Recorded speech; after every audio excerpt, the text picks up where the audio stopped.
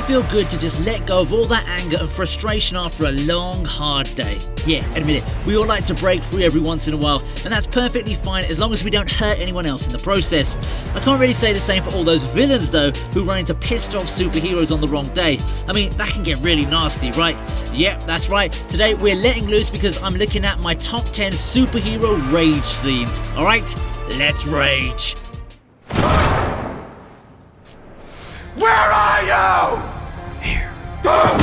Well, okay, so I've got to admit it, this scene actually starts off as something straight from a horror movie, but the payoff is awesome.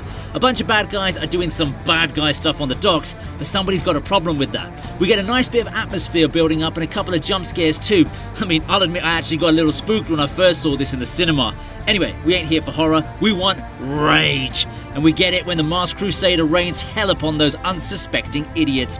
Just look at him go. You can't tell me that this guy doesn't need to see a therapist, yeah? It was a pretty interesting way to introduce Nolan's version of Batman, and the scene ends with our favourite Bat quote. Come on, you know which one I'm talking about, right? I'm Batman. Nice coat. Thanks.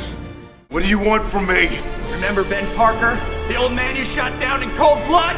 What does it matter to you anyway? Everything! Okay, so this one also starts off as a bit of a spooky scene, but it's got a lot more rage in it, and I'm sure you'll agree with that. Spidey's pissed after finding out about Flint Marko killing Uncle Ben, and his new symbiote buddy takes full advantage of that. Just listen to his voice and look at him thrash poor Flint. Yeah, he's a thief, but he's still a decent guy, right? I mean, Spidey smashes his face into a speeding train. Dear God, how did the censors even approve this scene back then? It's savage and brutal. And if we don't see Peter's face, we can already imagine that it's fuming red with anger, unlike whatever the hell he was doing with those dance moves later on. Anyway, this scene gives us a really dark take on our friendly neighborhood web slinger, and I was all for it until the movie had completely run out of ideas by the end. But hey, that good riddance line still gets me every time. Good riddance.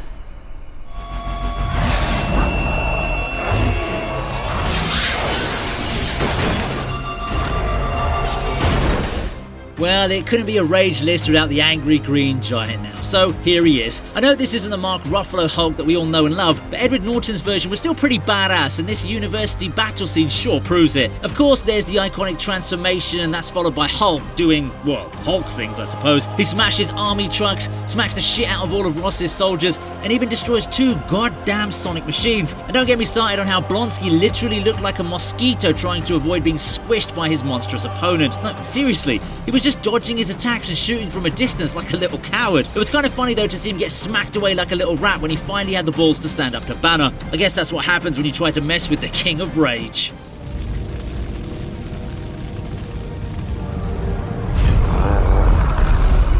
Where is the Codex? You think you can threaten my mother? It's not often that we see Superman pissed off, but that's for bloody good reason. Say what you want about Zack Snyder's Man of Steel, but it was something new and definitely different from the regular formulaic stuff that Hollywood was feeding us at the time. Now, as far as this scene goes, it's got the perfect payoff. Zod and his team want the Codex's location from Martha, but she ain't taking orders from extraterrestrial beings, so she tells him to go suck it. Now, that doesn't go down well for her, but luckily, she's got a son to come to the rescue, and oh boy, is he pissed or what. Kal-El goes full attack mode and drags Zod to the ground as he destroys his little face shield.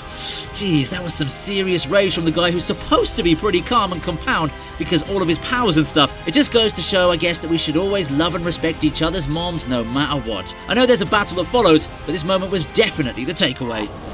And it hurts, doesn't it?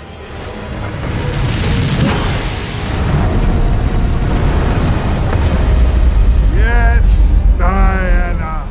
Okay, so this scene's pretty lengthy, so I'm talking about the part after Steve does his whole sacrifice for the greater good bit. By this time, Ares is easily winning against Diana, but the death of her lover triggers her to enter God mode, and she wrecks an entire army of soldiers, as if she's just swatting flies. It's pretty cool to see her use her true strength during this short sequence. Hell, she's even about to drop a freaking tank on Dr. Poison. Then it gets a little weird with all the moral lecturing stuff, and then it's Ares who shows us his rage for a bit, till Diana seizes control of the anger meter again, and literally tears him apart with his own powers. Hell yeah, it would have been a perfect scene if not for the whole humans deserve love section. Oh, but this is still a pretty badass entry nonetheless.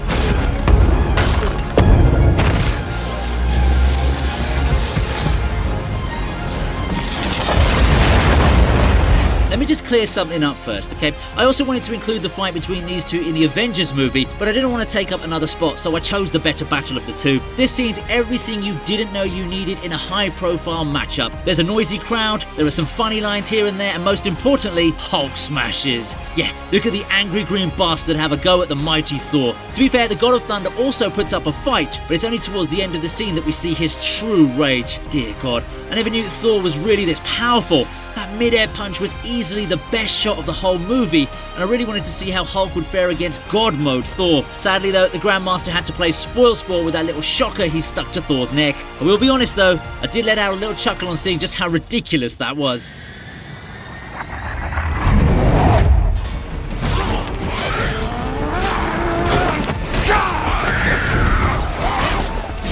I was initially thinking of only crediting Wolverine as the rage-fueled superhero in this one, but I just couldn't leave out that little monster that's X-23. No, look at this. There's no doubt in my mind that she truly is Logan's daughter. Anyway, Zander's soldiers are chasing after the Kid Mutants and things ain't looking good for them despite some pretty nasty kills. That's where we hear the roar.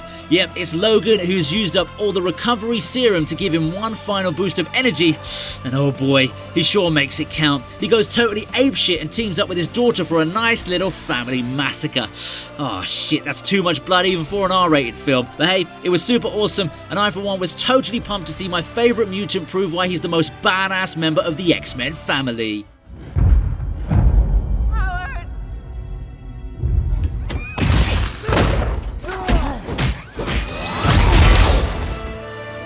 Yeah, this was one of those big event fights, and quite frankly, it was the main reason why I booked middle row seats for this movie. It begins with Stark, Cap and Bucky working together to bring down Zemo, but things take a drastic turn when we see what really happened with Stark's parents. Iron Man becomes one with the rage and takes on both Captain America and the Winter Soldier. Look, I'm just gonna come out and say it. They only made Steve win because they needed to move the story forward into Infinity War. There's no way that freaking Iron Man's gonna lose to someone on hyped up steroids. Now that we're clear about that, let me just say that the fight was freaking awesome. Iron Man gets a bit of a whooping in the beginning, but he comes back to destroy Bucky's entire arm and then kicks the shit out of Rogers before the writers ruin it for him.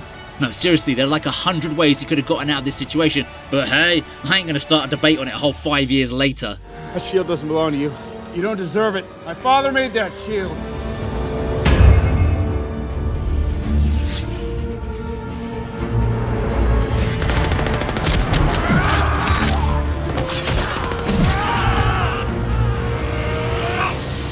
This was easily the best surprise I've ever gotten in an X-Men movie. Jean, Scott and Nightcrawler are just going about their little plan till they come across something inside a locked cage. It didn't take us long to figure out who's inside, and we get rewarded with an absolutely brutal annihilation of Stryker's men by the one and only Wolverine. Look at his face, guys. This dude's a murderous psycho. The action sequence may be a bit over-edited, but it's still so effective that even Stryker can't help but look at his own soldiers get mercilessly demolished by the crazed lunatic.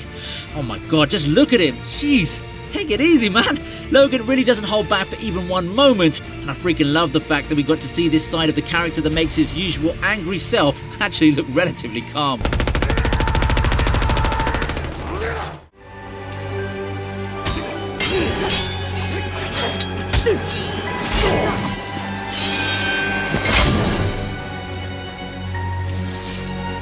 There's just something different about a good guy going rogue. We've already seen Paul Clint lose his family at the beginning of this movie, so it only makes sense for him to give up on humanity after that. Some people might visit a spiritual place or start a charitable organization. Hawkeye, on the other hand, murders Japanese gang members. Yeah, I'm not going to argue with the logic there because the scene freaking rocks. The stunning fight choreography placed against the backdrop of semi-neon lighting and pouring rain is absolutely top class, and I'd totally be on board with the idea of Clint continuing in the MCU as Ronin. The anger and frustration that tortures him is on full display as he mercilessly slices through skilled Yakuza gang members like I slice my salami. He's just too savage, and those sword skills are top tier. On that note, I'm also excited for the new Hawkeye show, so let's hope it keeps up with the quality stuff they've been putting out on Disney+. And there you have it. Those are my top 10 superhero rage moments.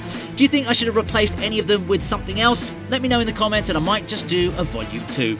Like, share and subscribe if you feel like breaking something right now, and check out my Patreon for exclusive content that you won't find here on YouTube. Alright, take care and I'll see you soon.